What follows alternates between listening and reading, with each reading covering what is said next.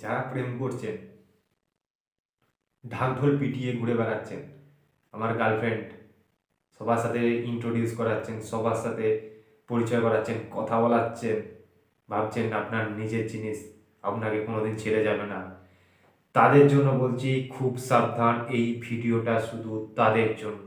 যদি আপনার রিলেশনশিপটাকে ঠিক করে রাখতে চান এবং ম্যারেড বা বিয়ে পর্যন্ত নিয়ে যেতে চান, ভিডিওটি অবশ্যই দেখুন। এই ভিডিওটি শুধু আপনার জন্য তৈরি। যে স্টেপগুলো আছে ফলো করুন, না হলে আপনার কপালে অশেষ দুঃখ। খারাপ মাইন্ডে নেবেন না, সত্যি করে বলছি, সতর্ক থাকুন। ভিডিওটি লাস্ট পর্যন্ত দেখুন, না হলে বুঝতে পারবেন না। আজকে যে টপিকটা নিয়ে আলোচনা হবে সেটা হচ্ছে রিলেশনশিপে থাকতে গেলে কিভাবে আপনাকে থাকতে লাগবে, কি করা উচিত, কী জিনিসগুলো করলে আপনার রিলেশনশিপটাকে বিয়ে পর্যন্ত নিয়ে যেতে পারবেন, ম্যারেজ পর্যন্ত নিয়ে যেতে পারবেন। দেখুন, আজকে প্রত্যেকটা একটা বাচ্চা থেকে আরম্ভ করে একটা বুড়ো পর্যন্ত প্রত্যেকটা লোক রিলেশনশিপে আছে। এক্সট্রা ম্যারিটাল বলুন, বিভিন্ন রকম রিলেশনশিপে আছে। তো আমি ওসব নোংরা রিলেশনশিপ নিয়ে আলোচনা করতে কোনোদিনই চাই না। এইসব আমার চ্যানেলে এইসব নিয়ে আলোচনা হয় না।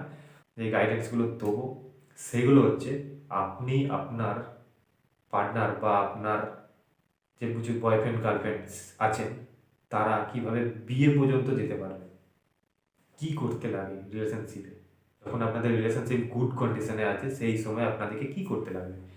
দেখুন, ফার্স্ট, প্রেম করছেন ভালো জিনিস দেওয়া, বন্ধুদের মাঝখানে, পাড়া প্রতিবেশীর মাঝখানে, রিলেটিভদের মাঝখানে ঢাক ঢোল নিয়ে সেটাকে পেটাবেন না, একদম পেটাবেন না। প্রেম করছেন করুন, আপনি আপনার পার্টনারের খোঁজ নিন, সে আপনার খোঁজ নিক, এই প্রসিডিওরগুলো থাকুন, নিজেরা নিজেদের টাইম কাটান, নিজেদের সাথে যুক্ত থাকুন, ঠিক আছে। কিন্তু বাইরের লোককে ইনভলভ করবেন না, বেশি ইনভলভ করতে যাবেন সেখানেই বিপদ, ঠিক আছে। দ্বিতীয় কথা, বোঝার চেষ্টা করুন আপনার পার্টনার আপনার প্রতি কি মেন্টালিটি নিয়ে আছে বা সে কি চাইছে সেটাকে বোঝার চেষ্টা করুন, রিয়েলাইজ করুন। রিয়েলাইজেশন পাওয়াটা, শুধু প্রেম করছে মানে ও আমার বাবু সোনা, ও আমাকে ছাড়া যাবে না, এটা কিন্তু একদম ভুল করেও ভাববেন না। অ্যানালিসিসের টাইম, বিয়ে তো হয়ে যায়নি, এরকম অনেক 9 বছর 10 বছরের রিলেশন ব্রেকআপ হয়ে যেতে দেখেছি, ঠিক আছে। তো বিয়ে তো হয়নি, এই ভুলটা একদম ভাববেন না যে সে শুধু আমার।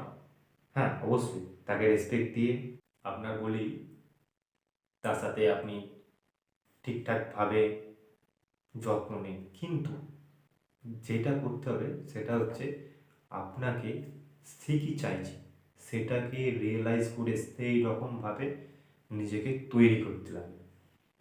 তৃতীয় নম্বর কথা, আপনি আপনার রিলেশনটার জন্য কতটা গুড মেমোরি তৈরি করতে পেরেছেন, সেটা গুড মেমোরি মাস্ট লাগবে।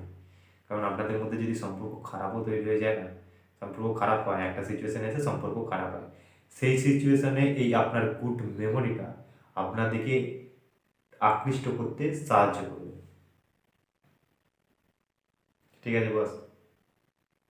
এই মেমোরি তৈরি করে রাখবেন, নিজেদের রিলেশনশিপটাকে একটা সুন্দর মেমোরির মধ্যে আবদ্ধ করে রাখবেন, যাতে কেউ কোনো রকমভাবে সেটাকে নষ্ট না করতে পারে।